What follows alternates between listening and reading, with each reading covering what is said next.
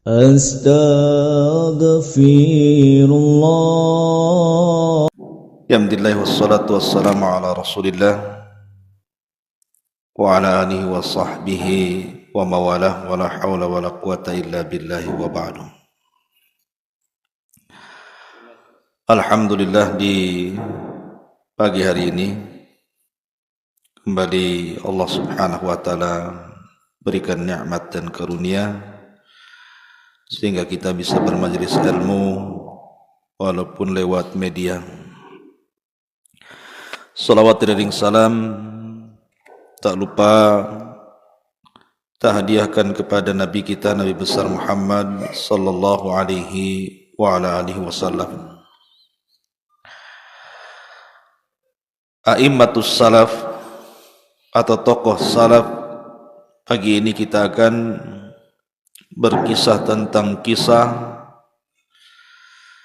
seorang ulama yang memiliki 5 cacat.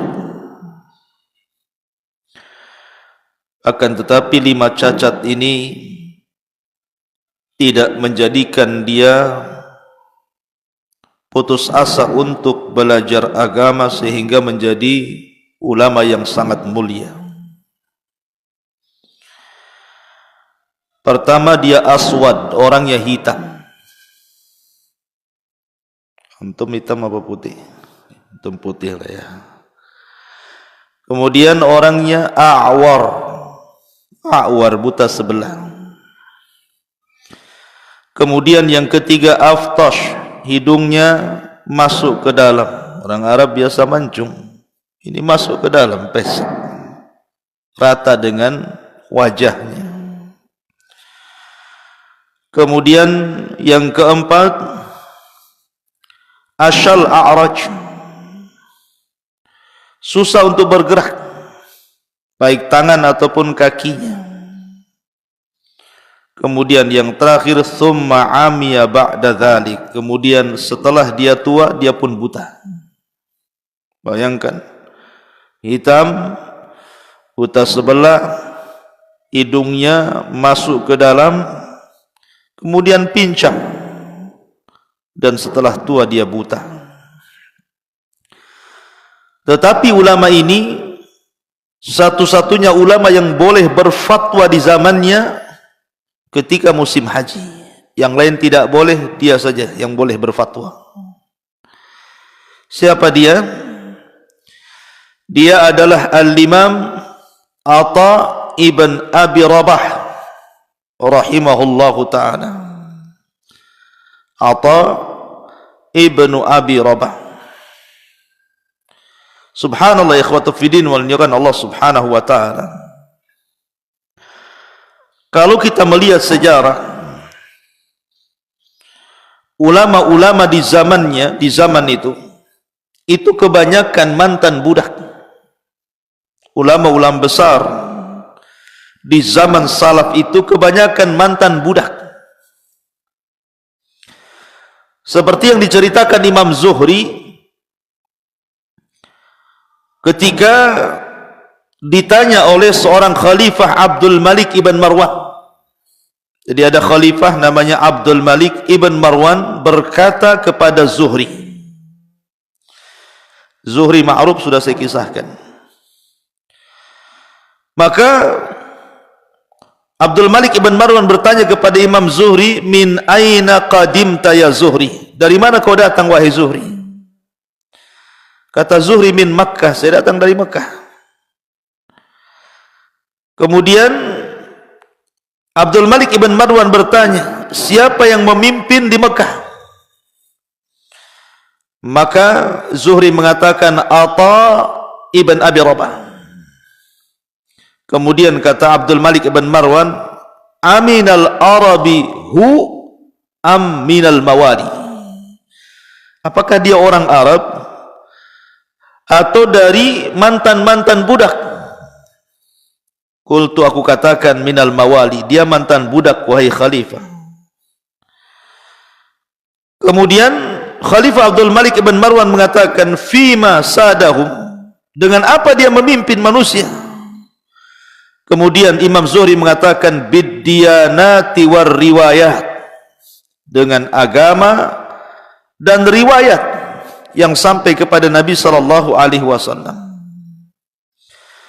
Lihat bagaimana kemudian Abdul Malik ibn Marwan memuji Atha. Kemudian setelah itu disebutkan beberapa ulama selain Atha. Di antaranya adalah Imam Tawus. Di mana Imam Tawus? Di Yaman. Siapa Tawus? Mantan budak.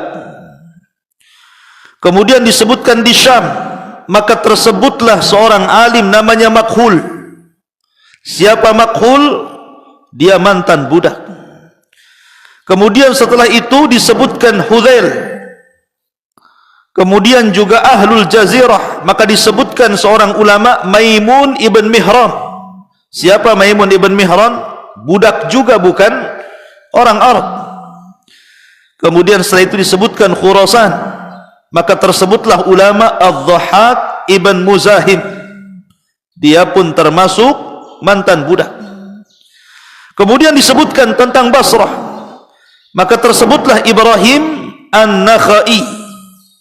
Baru setelah bicara tentang Ibrahim An-Nakhai, apakah dia orang Arab ataukah budak, mantan budak?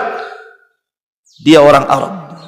Lihat di zamannya yang dari Arab cuma satu, tapi yang lainnya adalah mantan budak. Ma'asyiral muslimin, makanya kemudian Khalifah Abdul Malik ibn Marwan mengatakan, wailaka, celaka, sungguh Mawali telah memimpin Arab. Maka katanya Zuhri, ya Amirul Mukminin, innama huwa dinun man hafidhahu sada wa man dayyahu saqat. Kata Zuhri, ya Amirul Mukminin, bukan begitu. Bukan berarti mantan budak memimpin orang Arab, bukan. Akan tetapi ini soal agama. Barang siapa yang menjaga agamanya, maka dia akan menjadi pemimpin. Barang siapa yang menyia-nyiakan agamanya, maka dia akan tumbang. Ma'asyiral muslimin yang dimuliakan Allah Azza wa Jalla, Atha ibn Abi Rabah adalah seorang budak yang dimerdekakan. Jadi Atha ini, ikhwan, sekarang kalau kita punya budak, orangnya hitam, orangnya pesek, penglihatannya kurang jelas, kemudian pincang, kemudian kalau sudah tua dia buta. Kira-kira apa yang diharapkan dari budak ini? Coba suruh kerja nggak bisa, suruh bantu angkat-angkat pun tak bisa, lalu hanya kasih makan saja, kan artinya tidak ada timbal balik kepada tuannya. Tapi karena Atha ini ada kelebihan, yuhibbul ilma, mencintai ilmu, maka oleh majikannya dimerdekakan. A'taqtuka liwajhillah, sudah kau merdeka saja. Ketika Atha bin Abi Rabah dimerdekakan oleh tuannya, menangis dia, tak mau, pengen jadi budak saja. Bayangkan. Padahal budak itu kan ingin membebaskan dirinya, makanya ada istilah Abdul Mukatab. Dalam pembahasan perbudakan itu kan ada istilah Abdul Mukatab, itu hamba yang membebaskan dirinya dengan uang yang dicarinya. Tapi Atha bin Abi Rabah ini sudah dimerdekakan, gak mau dia, nangis dia, datang kepada ibunya, kemudian mengatakan, kenapa majikanku memerdekakanku, wahai ibu? Lihat, ini menunjukkan bahwa perbudakan dalam Islam itu tidak sebagaimana digambarkan Barat untuk memburuk-burukan Islam. Jangan terpikir budak itu kemudian terlintas disiksa, jadi romusa, bekerja keras untuk majikannya. Bukan. Islam tidak pernah memperlakukan manusia seperti itu. Karena alasan perbudakan dalam Islam itu hanya karena kekufuran saja. Tapi kalau dia sudah dibeli, kemudian jadi budak kita, maka layaknya dia pembantu kita. Ada hak makan, ada hak pakaian, ada hak tempat, dia bagian keluarga. Makanya ada orang-orang yang senang jadi budak dan tidak suka merdeka. Kenapa? Karena dia hidupnya dijamin oleh tuannya masalahnya. Kalau dia merdeka, kan dia mau makan dari mana? Kan begitu ya. Maka Islam itu tidak sebagaimana yang mereka gambarkan soal perbudakan itu. Contohnya Atha ini, dimerdekakan malah nangis dia. Ya, tidak mau. Jadi Atha bin Abi Rabah akhirnya kata ibunya, dihibur sama ibunya, sudah gini saja. Kalau engkau ingin mendapatkan kemuliaan wahai Atha, idhab ila ulama, pergilah kau kepada para ulama, utlubul ilm, carilah ilmu sebanyak-banyaknya. Maka dari situlah maka ada semangat dari orang tuanya, dari ibundanya, diberikan semangat untuk belajar. Maka datanglah Atha ke beberapa ulama, di antaranya sahabat Rasul. Dia datang kepada Abdullah bin Abbas radhiyallahu anhuma. Dia datang kepada Abu Hurairah. Dia datang kepada Rafi ibn Khudayj. Dia datang kepada Zaid ibn Arqam. Dia datang kepada Safwan ibn Umayyah, Ibnu Zubair, Abdullah ibn Amr, Ibnu Umar, Jabir, Muawiyah, Abi Sa'id al-Khudri. Kemudian juga dari kalangan wanita, Aisyah ummul mukminin, Ummu Salamah, Ummu Hani, dan banyak lagi sahabat-sahabat Rasul, baik dari kalangan perempuan ataupun laki-laki, bahkan istri-istri Nabi Ummul Mukminin juga didatangi Atha bin Abi Rabah. Makanya wajar kalau Atha bin Abi Rabah menjadi alim ulama'i Makkah. Ketika Abdullah bin Abbas meninggal dunia, tidak ada yang cocok menggantikan jadi mufti di Mekah selain daripada Atha bin Abi Rabah. Kecerdasannya luar biasa. Taib. Ma'asyiral muslimin yang dimuliakan Allah Azza wa Jalla, murid-muridnya juga sama, menjadi ulama besar. Imam Mujahid, muridnya Atha, ahli tafsir. Imam Zuhri, muridnya Atha. Imam Qatadah, Amr ibn Shu'aib, Malik ibn Dinar, Salamah ibn Kuhail, Al-A'mash, Ayyub As-Sikhtiyani, Yahya bin Abi Kathir, dan banyak lagi di antara murid-muridnya, termasuk Auza'i, Lais ibn Sa'ad, ibn Ishaq, Muhammad ibn Rahman ibn Abi Layla, sebagaimana disebutkan Imam Zahabi dalam kitab Syiar A'lamin Nubala. Tapi saya akan mengambil beberapa penggalan kisah saja yang menarik untuk kita kaji. Atha itu ikhwan, usianya panjang.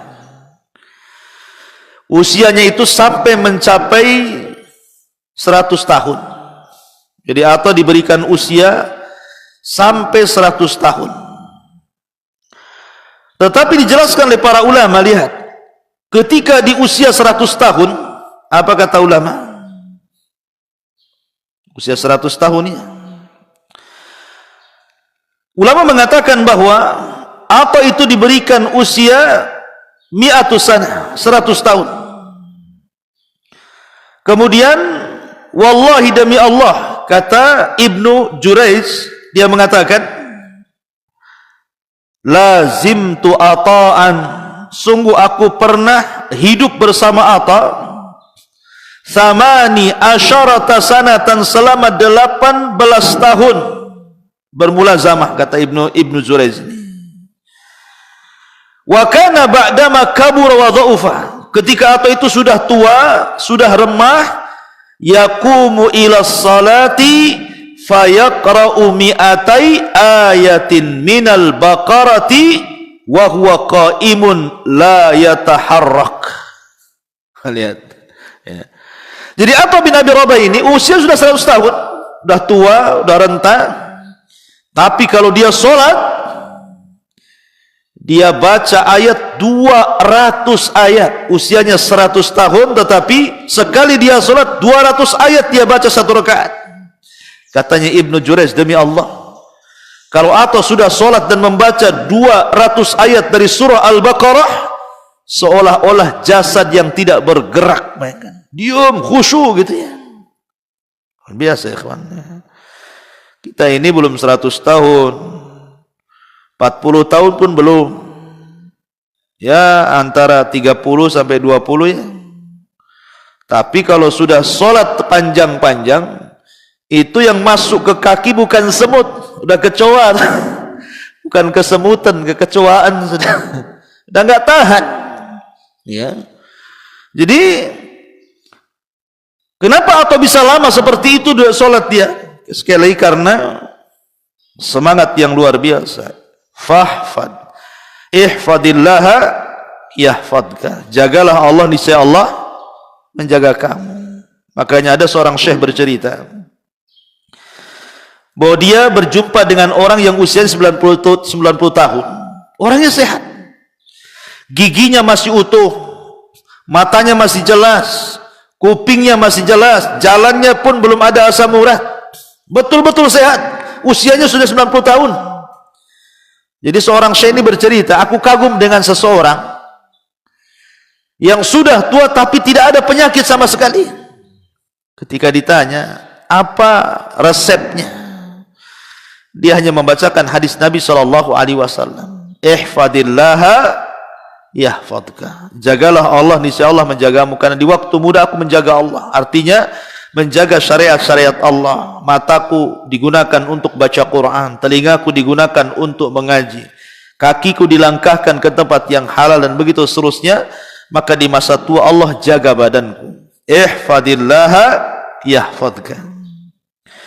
Ma'asyiral muslimin yang dimuliakan Allah Azza wa Jalla, Atha bin Abi Rabah adalah orang yang dikenal memperhatikan fuqara wal masakin. Jadi suatu ketika ikhwan, ketika Hisham bin Abdul Malik, jadi Atha itu hidup di beberapa khalifah. Masalahnya karena usianya panjang, sehingga dia hidup di zaman Abdul Malik ibn Marwan, di zaman anaknya juga Al-Walid ibn Abdul Malik ibn Marwan, di zaman Sulaiman, di zaman Yazid gitu. Jadi dia hidup di masa-masa yang memang peralihan satu khalifah dengan khalifah yang lainnya. Jadi antara perhatian beliau kepada para fuqara wal masakin, jadi ketika datang Abdul Malik ibn Marwan ke Mekah untuk haji, dan diceritakan oleh Imam Al-Asma'i rahimahullahu ta'ala. Jadi Atha ini masuk ke ruangan Abdul Malik ibn Hisham ibn Abdul Malik.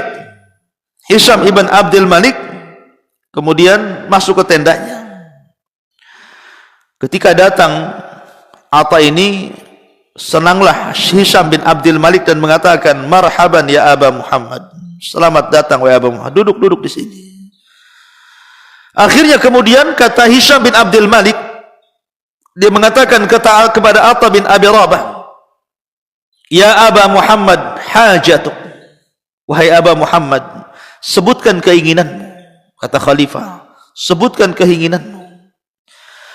Maka kemudian kata Atha bin Abi Rabah, ahlus sugur ya khalifah, ahlus sugur.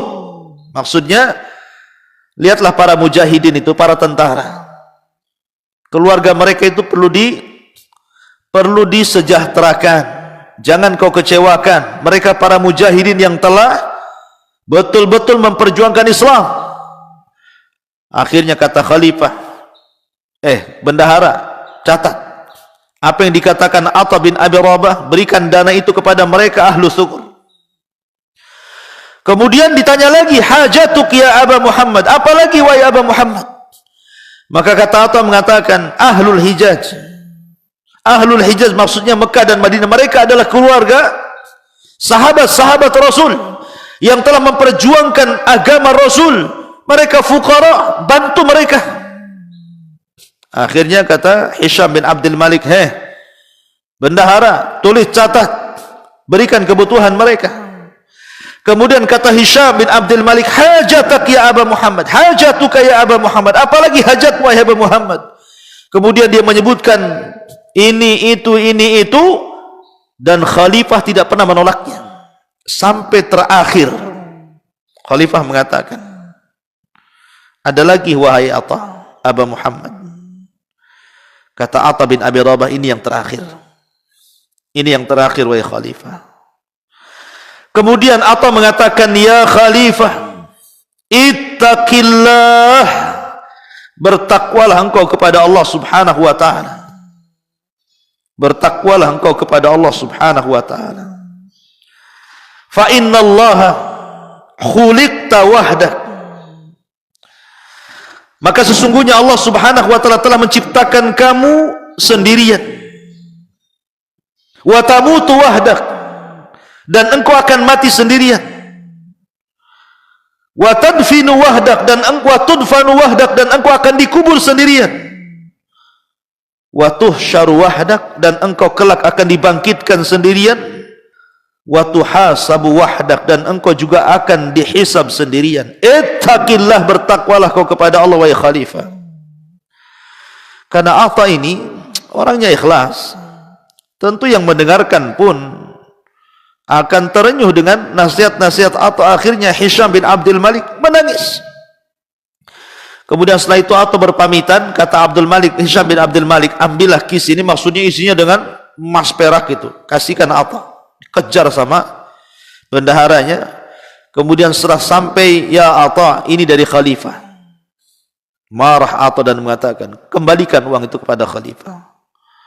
Kembalikan uang itu kepada khalifah. Kemudian dia membacakan ayat Al-Quran, in ajriya illa Allah, sesungguhnya balasanku hanya meminta kepada Allah Subhanahu wa ta'ala. Taib. Kemudian juga Atha bin Abi Rabah ini di zaman Sulaiman ibn Abdul Malik juga. Kalau tadi kan di zaman Hisam ibn Abdul Malik, di zaman Sulaiman ibn Abdul Malik, ketika itu diceritakan bahwa Sulaiman ibn Abdul Malik itu ketika haji melihat ada sekumpulan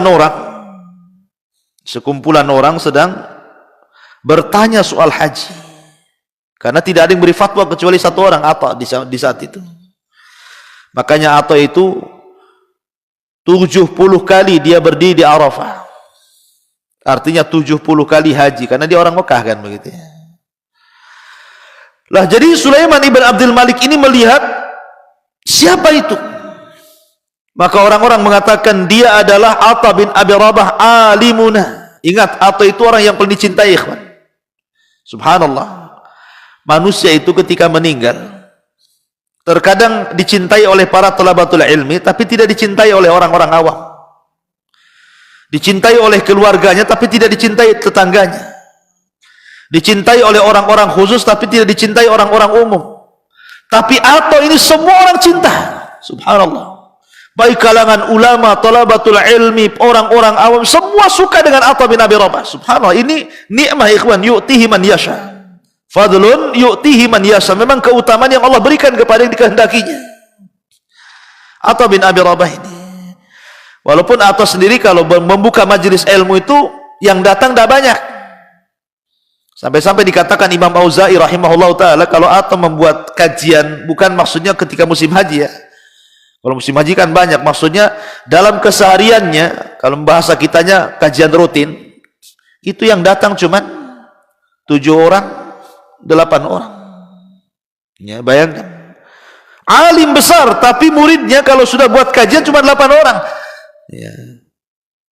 Tapi bukan berarti kemudian Atha bin Abi Rabah tidak berhasil menarik hati manusia untuk hadir di majelis ilmunya. Bukan begitu keberhasilan. Karena Nabi SAW bercerita ketika dia bermimpi, dilihatnya ada satu nabi yang punya satu pengikut, ada satu nabi punya 2 pengikut, gitu ya. Karena keberhasilan itu bukan banyaknya pengikut, tapi keberhasilan itu kalau dia sampai mampu menyampaikan kebenaran. Sampaikan kebenaran, qulil haq walau kana murran. Soal diterima orang enggak, urusan Allah. Yang penting kita sudah menyampaikan kebenaran itu. Ma'asyiral musliminlah, ketika Sulaiman ibn Abdul Malik ini melihat, maka kemudian dia menyuruh orang dan mengatakan, bisa enggak kau panggil atau ke tenda saya? Maka orang-orang pun, pesuruh-pesuruhnya datang kepada Atha, ya imam, khalifah memanggilmu. Ini kesempatan. Jarang-jarang khalifah datang. Kata Atha, mali wali khalifah, ada apa saya dengan khalifah? Saya tidak berbuat jahat, kenapa saya harus dibawa ke khalifah? Katanya. Oh, maka pesuruh khalifah mengatakan, tidak, khalifah ingin berjumpa dengan kamu. Kemudian Atta mengatakan, maksudnya apa? Dia ingin bertanya-tanya soal hukum-hukum haji. Kata Atta, kalau itu yang dikehendaki khalifah, al-ilmu yu'ta wa la ya'ti. Persis seperti ucapan gurunya Abdullah bin Abbas radhiyallahu anhu. Ilmu itu didatangi, bukan aku yang datang, katanya. Enak saja aku yang datang. Kalau dia butuh aku datang, dia ke sini. Nah, akhirnya pesuruhnya ini balik kepada khalifah dan mengatakan dia khalifah, atau tidak mau datang. Bahkan dia mengatakan al ilmu yu'ta wa la ya'ti. Ilmu itu datangi dan bukan dia yang datang, katanya. Baik, kata khalifah, kita datang. Loh, ketika itu kan berjubel tuh yang datang ke Atta dan bertanya soal haji itu ngantri satu-satu kayak orang menunggu mau masuk tes gitu kan. Itu ngantri satu-satu. Ya. Atau duduk orang ngantri, ini selesai tanya jawab pergi, datang lagi tanya jawab pergi. Namanya khalifah. Orang tahu khalifah. Jadi orang-orang yang ngantri itu akhirnya bubar, takut dengan khalifah. Khalifah datang. Silakan. Kalau orang jawab pakai jempol, silakan Pak, katanya. Ke depan gitu ya. Silakan. Namanya khalifah kan itu. Sampai di depan Atta, marah Atta. Kata Atta bin Abi Rabah, ya khalifah. Ya khalifah. Ya. Engkau harus berbaris di sana. Kau tidak layak membubarkan. Mereka duluan, kau belakangan, katanya. Kalau kau tetap datang kemari, berapapun pertanyaan tidak akan kujawab, katanya. Akhirnya Samuli balik lagi ke belakang, ngantri lagi di belakang, lo bayangkan. Sampai akhir satu per satu selesai, baru giliran dia, baru dia bertanya soal urusan haji dan dijawab. Ya. Begitulah adabnya ulama. Ya, tidak bisa kemudian ulama disuruh-suruh oleh penguasa, karena ilmu lebih mulia dibandingkan dunia, ikhwan. Ma'asyiral muslimin yang dimuliakan Allah Subhanahu wa taala. Atta bin Abi Rabah rahimahullahu taala dijelaskan, ada kisah juga yang menarik. Di antaranya adalah ketika beliau ditanya tentang beberapa soalan, maka beliau kemudian memberikan nasihat dengan nasihat yang bagus sekali. Karena kata-kata Atta bin Abi Rabah ini, kalau orang mendengar selalu menangis. Karena banyak kata-kata mutiara yang orang-orang itu suka dengan kata-katanya, apakah wajar atau itu sangat dicintai manusia. Kata beliau, ketika ada orang mengatakan berikan wasiat kepadaku wahai Atta, maksudnya nasihat kepadaku wahai Atta, Atta mengatakan afdal ma utiyal ibad al-aqlu anillah wa huwa ad-din. Seutama-utama yang diberikan Allah kepada hamba adalah akal dari Allah Subhanahu wa taala, dan itu adalah bagian daripada agama. Maksudnya adalah bukan berarti kemudian agama didasari akal, diakal-akali, bukan. Maksudnya adalah akal ini diberikan oleh Allah Subhanahu wa taala untuk berpegang teguh dengan agama Allah Subhanahu wa taala. Kemudian Atta ditanya oleh Umar ibn Al-Warid, kemudian dia mengatakan, ini istata'ta an takhluwa bi nafsika, ini istata'ta an takhluwa bi nafsika asyiyata arafata faf'al. Kalau engkau bisa bersendirian di malam Arafah, maka lakukan. Karena ketika itulah Allah Subhanahu wa taala turun kemudian mengampuni hamba-hambanya. Kemudian juga banyak nasihat-nasihat yang lainnya, karena sudah hampir jam 6. Atta bin Abi Rabah sekali lagi intinya bahwa diberikan usia yang sangat panjang sekali. Kemudian Atta diwafatkan rahimahullahu taala di Makkah sanata 15 wa mi'atin wa kana lahu yaumun mata 88 sanatan. Ada yang mengatakan dia meninggal di Mekah pada tahun 115 Hijriah dan dikubur di Mekah. Kata Imam Auza'i rahimahullahu ta'ala mengatakan, mata Atha ibn Abi Rabah yaumun mata wa huwa arda ahlul ardi indan nas. Kata Imam Auza'i ketika meninggalnya Atha bin Abi Rabah, pada hari dia meninggal, tidak ada manusia yang paling redha mencintai manusia melebihi kecintaan manusia kepada Atha bin Abi Rabah. Ini menunjukkan apa? Terkadang orang itu baru tahu orang itu baik setelah meninggal atau setelah orangnya tidak ada. Kan gitu ya. Orang itu baru dianggap baik, baru dianggap kehilangan kalau sudah nggak ada orangnya. Kalau belum ada orangnya terkadang orang benci, orang nggak suka. Saya itu punya cerita dulu ya, punya cerita waktu saya masih mondok tahun berapa dulu kan. Jadi ceritanya di daerah Madura sana. Jadi ada musola kecil. Ya. Di situ ada ustadz. Ustadz itu ya semacam didatangkan gitu ya oleh mungkin semacam dewan dakwah gitu mungkin ya, untuk berdakwah di lingkungan situ. Akhirnya setiap habis sholat maghrib, selalu dia ceramah, nggak ada orang datang. Jadi dia ceramah pakai corong gini saja, nggak ada orang datang, satu pun tak datang. Tapi nggak peduli ustadz ini, habis sholat ambil mic ceramah, yang penting masuk ke corong. Jadi yang mendengar orang sekitar. Pada awalnya orang-orang itu nggak suka, kenapa? Pertama, ngapain orang nggak datang kok ceramah? Mau nyeramai siapa? Mau nyeramai jin kan gitu. Ya. Yang kedua, mengganggu. Tapi subhanallah, ustadz ini seminggu 3 kali seperti itu, sampai akhirnya bertahun-tahun, nggak terasa juga bertahun-tahun, sampai selesai satu kitab ganti kitab lain, selesai satu kitab ganti kitab lain, sampai 10 tahun lewat dia ngomong begitu terus, nggak ada satupun yang datang ke musola itu. Akhirnya Allah takdirkan ustadz ini mungkin sudah nggak kerasan di situ, 10 tahun berdakwah nggak ada, ya nggak, bahasa kitanya mungkin kurang perkembangan. Akhirnya dia mencari daerah yang lain yang ingin dia dakwai, berangkat ke tempat lain. Subhanallah, ketika sudah nggak ada lagi, kan namanya biasa ceramah ya, seminggu 3 kali. Ketika dia sudah tidak ada, sepi kampung itu. Biasa pada maghrib ada ceramah, walaupun mereka dengerin di rumah-rumah gitu kan. Dari situlah baru mereka sadar, baru kehilangan. Mencari sosok seperti dia itu belum tentu tak bisa gitu, belum tentu ada. Karena dia nggak digaji, ya kan?